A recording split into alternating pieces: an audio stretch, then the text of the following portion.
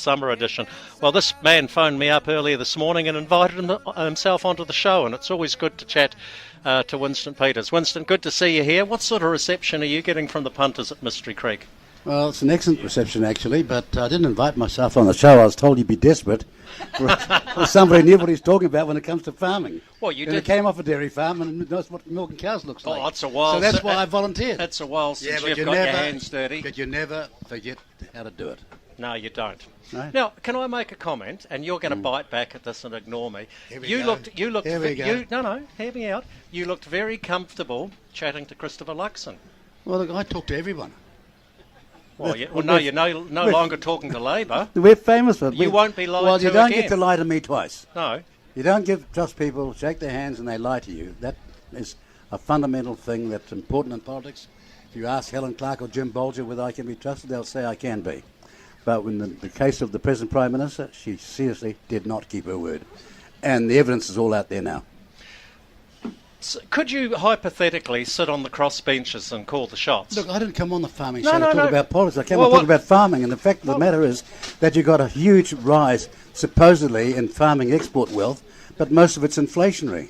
Why aren't the economists telling you the facts behind this? Because farming, with the rest of the country, is facing a serious recession, and we're in trouble, and with some of the worst policies possible being applied to farming in 2023, 2024 and onwards.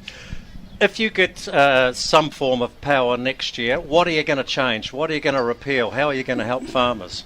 Well, the first thing I'm going to do is make sure that the mainstream media are not corrupted, so they just sell the government narrative and shut everybody else down. And the second thing I'm going to do is going to stop them wasting about $6 billion over the next 20 years on RNZ and TVNZ merger. I'm going to start putting money into things that grow exports, that add value and grow this country's wealth, and we'll stop kidding people that all these woke projects are in any way acceptable. Well, I'm with you on that one. So, Any more you want to know? So Three Waters? Well, not Three Waters, it's Five Waters. In fact, Jamie, here's the fact of the matter. If you pay attention, it's Five Waters. What they're really doing is pissing down your back and telling you it's raining. Yes, well, I've heard That's what's happening here. Right? You're using that line quite a bit these Well, days. it's true, mate. It's true. It's Five Waters, and then in the heat of secrecy, without anyone knowing, according to the Prime Minister and Hipkiss, they bring two great serious changes into Parliament, and the Prime Minister's on TV with Hipkins, the leader of the House, saying he doesn't know.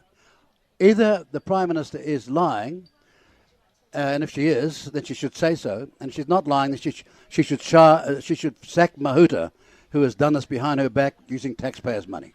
It's that clean. An emissions tax for farmers. Where does New Zealand sit on that one? Well, the reality is that we know, and all around the world, all those people who are arguing for the Paris Accord and what have you, nevertheless said that we're going to need 70% more food over the next 3 decades. That means, they said, we're going to have to exclude food production. And uniquely, the New Zealand government under Jacinda Ardern has gone and attacked food production in our country. It's inexcusable. That's our position. Winston Peters, thank you very much for coming on the country. And I apologise for saying you invited yourself on. You're welcome, and to all your listeners, isn't it funny? When we were in the middle of COVID crisis, they were respected, but the moment the COVID crisis was over, they went straight back to attacking you. And it reminds you of that famous lines from Oscar Wilde when he said, they ask without grace and they accept without gratitude. Have a great Christmas.